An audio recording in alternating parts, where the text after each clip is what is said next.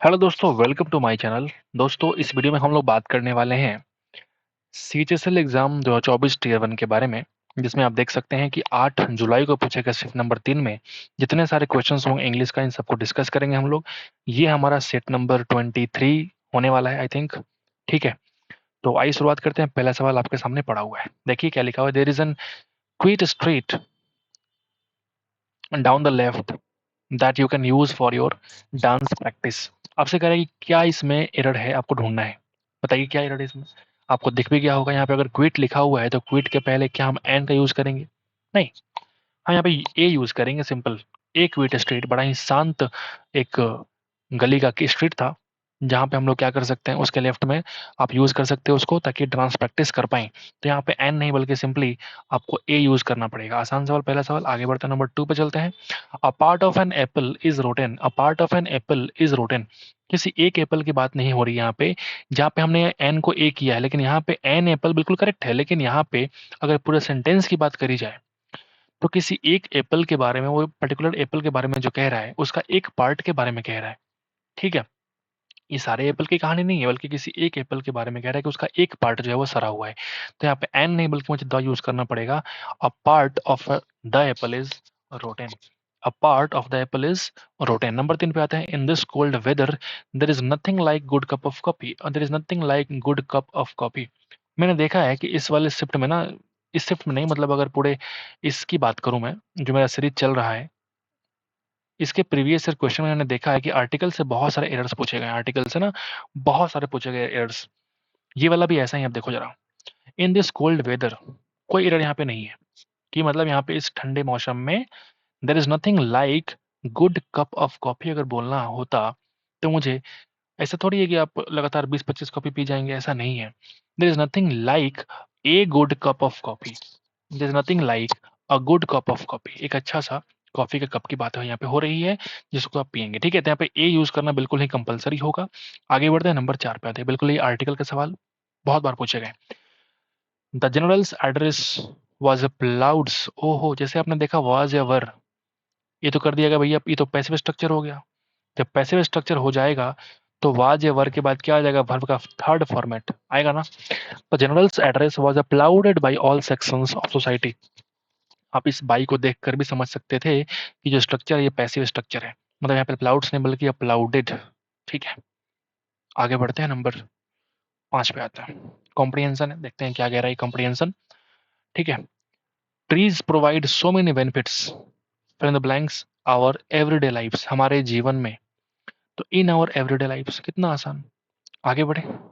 In our everyday lifes they filter clean air, provide करते हैं fresh drinking water को, help करते हैं fill in the blanks climate change में। ठीक है, मतलब जो क्लाइमेट चेंज होगा, हम नहीं चाहेंगे क्लाइमेट चेंज होने के लिए, हम नहीं चाहेंगे, मतलब हम उसको रोकना चाहेंगे, तो क्या बोलेंगे आप देखो जरा।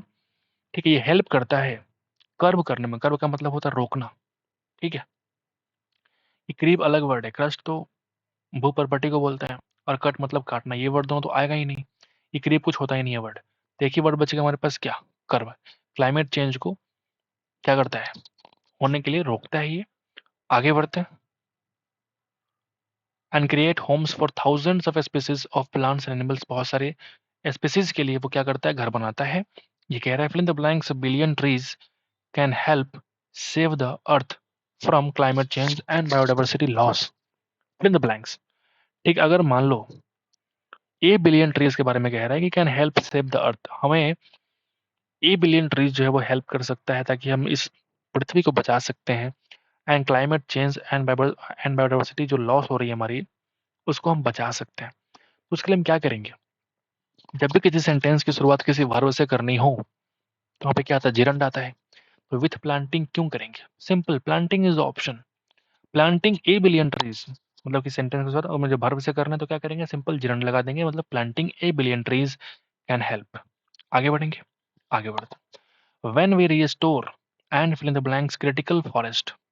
व्हेन वी रीस्टोर, हमने पहले बताया था इसके पहले शिफ्ट वाले में, कि जो एंड होता है ना वर्ड, ये एंड जो होता है, इसके पहले और इसके बाद लगभग एक जैसा ही वर्ड होता है।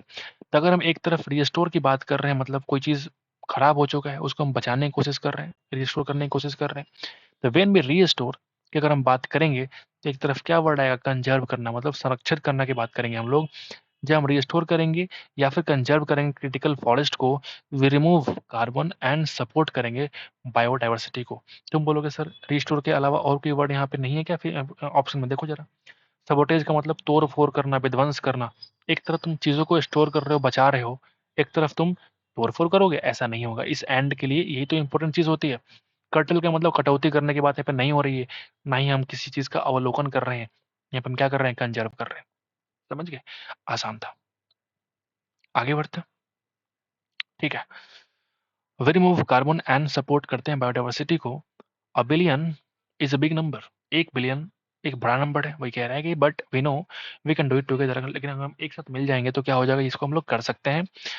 Fill in the blanks the planet by planting your tree today, this can protect and restore forest for future. तो भाई यहाँ पे कह रहा है कि अगर प्लेनेट को बचाना है, अगर प्लेनेट को बरकरार रखना है, बना के रखना है, तो हमें प्लांट करना ही पड़ेगा, ट्रीज को आज ही करना पड़ेगा। इसी वजह से हम क्या कर सकते हैं, प्रोटेक्ट कर सकते हैं, रिस्टोर कर सकते हैं अपने फॉरेस्ट को फ्यूचर्स के लिए। तो यहाँ पे सप्लीमेंट करेंगे, क्या हम प्लेनेट को कोई सप्लीमेंट करेंगे, क्या हम, क्या प्लेनेट हमारा जिम जा रहा है, उसको हम सप्लीमेंट के लिए कुछ खाना देंगे, ऐसा कुछ भी नहीं है। सप्लीमेंट का मतलब होता है जैसे कोई चीज पूरक पूरा करना, कि मतलब खाना हम खा रहे हैं आप, प्रोटीन की कमी हो गई, तो हम सप्लीमेंट ले लेंगे थोड़ा सा, ताकि वो काम पूरा हो जाए। कॉम्प्लीमेंट भी वही होता है, आपने मैथ्स में पढ़ा होगा, कॉम्प्लीमेंट्री मतलब पूरक चीजें बोलते हैं ना, पूरक। तो ये दोनों वर्ड तो यहाँ पे आएगा नहीं।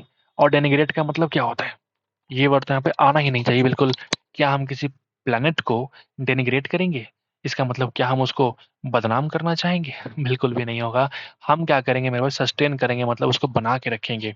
अपने ग्रहों को हम क्या करेंगे, सस्टेन मतलब बना के रखेंगे, ताकि हम प्लांट करके और उसको और बचा सके, बना के रखें। ठीक है। Mala fill in the blanks by cheating on the exam to win her bet with Priya. यहाँ पे 4 इडियम्स है। ये बढ़िया सवाल होता है, क्योंकि इसमें क्या होता है ना कि आप बिना मतलब निकाले इसको फिलअप नहीं कर सकते, और ये बढ़िया सवाल हो जाता है, बन जाता है इस तरीके से। माला, यहाँ पे देखो वर्ड जो है फॉल आउट, ये फेल हो चुका है, मतलब ये वर्ब का सेकंड फॉर्मेट है। तो यहाँ पे क्या बोल रहा है, फेल आउट, मतलब ये एक्चुअल जो इसका इडियम वो क्या है, फॉल, सॉरी, फॉल आउट है। इसका मतलब होता है विवाद करना या झगड़ा करना। ठीक है, तो माला ने विवाद किया, झगड़ा किया एग्जाम में चीट करके, to win her bet with Priya. ऐसा कुछ है क्या, झगड़ा करेंगे? बिल्कुल नहीं। लुक डाउन अपॉन का मतलब होता है नीचे निगाह से देखना, ये वर्ड यहाँ पे आएगा का बिल्कुल भी नहीं होगा। हिट बिलो द बेल्ट, इसका मतलब क्या होता है, बेल्ट के नीचे वाले हिस्से में अगर तुम किसी को मारोगे, इसका मतलब क्या है, नियम के विरुद्ध तुम किसी को मारा, मतलब मार कर रहे हो, मतलब नियम के विरुद्ध लड़ना, या फिर कोई चीज के लिए विवाद खड़ा करना, that is called hit below the belt. क्या बोलेंगे, नियम के विरुद्ध कोई काम करना, नियम के विरुद्ध कोई काम करना, उसी को हम बोलते हैं। ठीक है भाई, समझ गए। तो यहाँ पे लगाओ, माला ने क्या किया, एग्जाम में चीट किया। तो एग्जाम में चीट करना क्या विवाद है, क्या झगड़ा है, क्या ये नीची निगाह से देखने वाली चीज है? बिल्कुल नहीं, ये एक नियम के विरुद्ध कोई काम करने वाली चीज है। और इसने ऐसा इसलिए किया ताकि वो बेट जीत सके, जो प्रिया के संग उसने लगाया था। ठीक है, तो यहाँ पे जो अप्रोप्रिएट ऑप्शन फिल होगा वो कौन सा होगा, ऑप्शन नंबर सी। समझ गए। Where the shoe pinches, where the shoe pinches, इसका मतलब क्या होता है, इसका मतलब होता है कि कोई चीज को समझना, ठीक है, ताकि मतलब बड़ा मुश्किल होता है कोई चीज़ समझना कि कोई कितना स्ट्रगल कर रहा है, इस बारे में समझना कि भाई वेयर द शू पिंचेस, ये वेरी इंपॉर्टेंट है, ये वेरी इंपॉर्टेंट है, मार्क कर लीजिए इसको। कि वेयर द शू पिंचेस का मतलब ये होता है कि it is very hard to understand कि how much someone is struggling. ठीक है, ये बहुत मुश्किल है इस चीज़ को समझना कि कोई इंसान कितना स्ट्रगल कर रहा है, खास करके अगर मान लो आपके लाइफ में आप ही हैं। वेयर द शू पिंचेस मतलब आपकी स्ट्रगल की कहानी कोई दूसरा नहीं समझ सकता, सिर्फ आपको पता है। तो where the shoe pinches, where the difficulty lies, वो कठिनाई वो सिर्फ आप समझ सकते हैं। ठीक है, तो ये unknown paths, unknown difficult roads, all this things are futile. तो ये जो हो जाएगा where the difficult lies, that is called where the shoe pinches.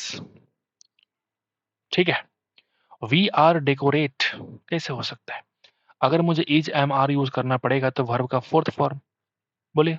तो वी आर डेकोरेट्स काट के हटाओ। वी आर बीइंग डेकोरेटिंग बिल्कुल नहीं, अगर मुझे बीइंग यूज करना पड़े तो वर्ब का थर्ड फॉर्म पैसिव बन जाएगा, काट के हटाओ। वी आर बीइंग फिर से आ गया वर्ब का फर्स्ट फॉर्म, यहाँ वर्ब का थी लगाओ तो काम चल जाएगा, काट के हटाओ। तो वी आर डेकोरेटिंग आसान सवाल है, मैं जानबूझ के थोड़ा सा एलिमिनेट कर देता हूँ ताकि इस तरीके से हम 2-3 और चीज़ें बात कर पाएँ आपके लिए और कुछ चीज़ें आपको समझा पाएँ। ठीक है? वरना हम डायरेक्टली 4 पे आके सही करके निकल जाएँगे, ऐसा नहीं करना होता। कुछ डिस्कस करने के लिए आते हैं, वही करेंगे आपके लिए। इनकरेक्टली स्पेल्ड वर्ड क्या होगा? वर्ड हमारे पास क्या है? Stomach sleepers were rated as being more gregarious का मतलब होता है मिलनसार होना। ठीक है? मिलनसार होना दैट इज़ कॉल्ड ग्रेगेरियस। ठीक है? तो ये स्पेलिंग मिस्टेक था आपका, आगे बढ़ते हैं। आसान सवाल में टाइम वेस्ट नहीं करना चाहिए, आगे बढ़ते हैं। He has grown into a beautiful youth. अगर ही यहाँ पे हो रही है, ही के लिए क्या आता है वर्ड? हैंडसम। तो he has grown into a beautiful नहीं बल्कि हैंडसम यूथ। समझ गए? आ, आगे बढ़ते हैं, नंबर 15 पे आते हैं। बैफल का मतलब होता है किसी को बरगला देना, किसी को कंफ्यूज कर देना। तो option number 4 is the correct answer, क्योंकि यहाँ पे आपसे क्या पूछ रहा है? सिनोनिम पूछ रहा है। एक्सप्लिकेट जो वर्ड है, इसका मतलब होता है, एक्सप्लिकेट का मतलब क्या होता है? मान लो आप कोई चीज, जिसे explicate is all about explain, मतलब व्याख्या करना, इज ऑल अबाउट एक्सप्लिकेट, व्याख्या करना के अर्थ में इसको लिखते हैं। इक्वलाइज का मतलब समान कर देना। बारबेरस बरबड़ता, बरबड़ता, barbarous. Rohit is right to them. ओहो, Rohit is right to them 3 times. बिल्कुल नहीं, ऑप्शन चेक करो। रोहित वाज बीइंग्स, कुछ होता है क्या? रोहित हैज रिटन, बिल्कुल correct. Has, have, had, verb का थर्ड फॉर्म करेक्ट है।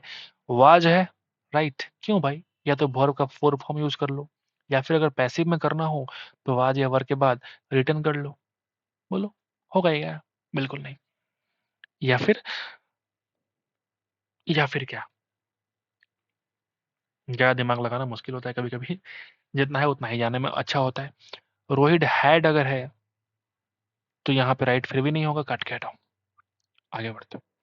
एंटोनिम देखो जरा, वर्ड हमारे पास क्या है? कंपल्सरी, मतलब बहुत ही ज़रूरी, इम्पोर्टेंट, सिग्निफिकेंट, मैंडेटरी, ऑब्लिगेटरी, जो कह लो।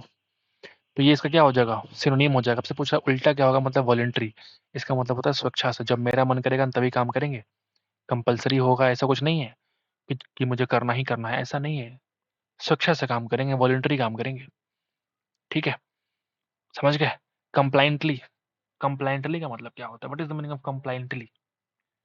ठीक है, बताओ बताओ। ठीक है, मुझे लगता है कंप्लेन से बना है क्या ये वर्ड? COMPLAIN। नहीं, ये वर्ड नहीं है। कंप्लाइंटली अलग वर्ड होगा मुझे लगता है। आप एक बार जरा चेक कर लेना, मुझे ध्यान में नहीं आ रहा कंप्लाइंटली का मतलब क्या होता है। ठीक है, तो आगे चलते हैं और देखते हैं। कंप्लाइंटली मैं थोड़ा सा ध्यान में नहीं आ रहा हूँ। और ये जो वर्ड है ना, ओवर्टली, ये आसान वर्ड है लेकिन इंपॉर्टेंट है, देखो प्रत्यक्ष रूप से। ठीक है, आप एक बार ये चेक करना और कमेंट करना कि इसका मतलब क्या होता है, कंप्लाइंटली का मतलब क्या होता है। ठीक है, the perfumes uses had a strong scent. ये सेंट होगा, सेंट। इतने गंदे ऑप्शन भाई, आगे बढ़ता है। The companies fill the blanks commitment to sustainability is admirable. जब किसी से हम कमिटमेंट करते हैं ना बहुत ही स्ट्रॉन्ग तरीके से, क्या यूज करते हैं? The company strong commitment. सेकेबल का मतलब मूवेबल, जो हिलता रहे, जो डुल जाए, जो कमिटमेंट फिर वो कमिटमेंट ही नहीं रहा जब किसी का विचार बदल जाए, जब किसी का जुबान बदल जाए, तो क्या बोलेंगे? Strong commitment. वेवरिंग, ये भी बिल्कुल सेम ही चीज़ है। ये जो वर्ड रेजोल्यूट है, इसको बोलते हैं दृढ़। दृढ़, ये वर्ड भी यहाँ पे आ सकता है, लेकिन यहाँ पे कमिटमेंट के संग हमेशा क्या आता है? स्ट्रॉन्ग कमिटमेंट आता है। ठीक है, एंटोनिम क्या हो जाएगा? वर्ड हमारे पास है लॉजिक का मतलब तर्क वाली चीज़ें, जो बिल्कुल तर्कवादी वाली चीज़ें हैं, मतलब लॉजिक वाली चीज़ें हैं, उसका उल्टा क्या हो जाएगा? इलॉजिकल, है ना? रीजनेबल का मतलब उचित होता है। रैंडम, मतलब रैंडमली कोई चीज़ हमने चूज कर लिया। सबटल का मतलब होता है सूक्ष्म चीजें। रैंडम से मुझे याद आया, अगर मान लो एक वर्ड होता रैंसम, तो क्या होता? इसको बोलते हैं फिरौती मांगना। कोई किसी किडनैप कर लिया, फोन करके बोल रहा है कि मुझे 5 लाख रुपए दो, that is called ransom amount. ठीक है, आगे बढ़ेंगे। कैलस को बोलते हैं संवेदनहीन, जिसके अंदर कोई संवेदना नहीं है, कोई सहानुभूति नहीं है, तो उसको क्या बोल रहे हैं? क्रूएल होता है। वो क्या? निर्दयी है, बिल्कुल। सिनोनिम क्या हो जाएगी? निर्दयी। एग्जॉस्टिंग मतलब थकाने वाला। और एफेक्शनेट का मतलब जिसका लगाव ज्यादा है किसी से, एफेक्शनेट हो जाना। जेनरस मतलब उदार, लिबरल, ठीक है? मैग्नानिमस, मैग्नानिमस, ये सारे वर्ड इंपॉर्टेंट है। आगे बढ़ते हैं। ठीक है? The inspector smile after he was finished and patted Margie's head. मैं कितनी बार बोल चुका हूँ, कितनी बार बोल चुका, अगर कोई सेंटेंस पास्ट में है तो उसका हर एक पार्ट जो है वो पास्ट में ही होगा, हर एक क्लॉज जो है वो पास्ट में ही होगा। तो यहाँ पे देखो ही वाज फिनिश्ड पास्ट में, पैटेड वर्ब का सेकंड फॉर्म पास्ट में, तो ये वाला जो स्माइल है, ये वाला भी स्माइल्ड होगा। ठीक है? एप्रोप्रिएट वर्ड क्या होगा जो फिल करना है यहाँ पे, देखो जरा। Rosie and Nikki couldn't provide any evidence to support fill in the blanks arguments। ठीक है? रॉकी और नोजी सॉरी निकी के पास कोई भी एक एविडेंस नहीं था जो उसको सपोर्ट कर पाए उसके जो आर्गुमेंट्स उसने दे रखा था पुलिस में उसके। तो यहाँ पे ये वाला डेट यूज करेंगे बिल्कुल नहीं, दो लोग देर आ जाएंगे यहाँ भाई। बहुत ही आसान सवाल। नंबर 24 पे आते हैं। सिनोनिम क्या होगा बड़ा हमारे पास? वेनम का मतलब होता है जहर, तो क्या बोलेंगे? पॉइजन। फ्रूट जूस बोलेंगे, बटर बोलेंगे, हनी बोलेंगे। इतने गंदे ऑप्शन यार, बताओ। To submit report on the recent fire accident a high level committee has been formed. A high level committee has been formed. आपसे क्या कह रहा है इसमें? सेंटेंस तो सही लग रहा है मुझे, सेंटेंस तो सही लग रहा है इसमें। To submit report on the recent fire accident high level committee has been formed, इसमें तो सेंटेंस में कहीं गड़बड़ी नहीं है। अच्छा आपसे क्या कह रहा है ये? अच्छा सो माफ कीजिएगा, स्पेलिंग आपसे पूछ रहा है कि स्पेलिंग एरर कहाँ पे है। और जरा फिर से पढ़ लेते हैं। Submit report on the recent fire accident high level committee, okay, COMMITTEE committee. ठीक है? आसान था। आगे बढ़ते हैं। आगे क्यों बढ़ना है, खत्म हो चुका, 25 सवाल खत्म हो गए। तो उम्मीद करते हैं कि आपको समझ में आ गया होगा। तो एक बार लाइक कर दीजिएगा। मिलते हैं आपसे अगली वीडियो में दोस्तों। Thank you so much for watching the video.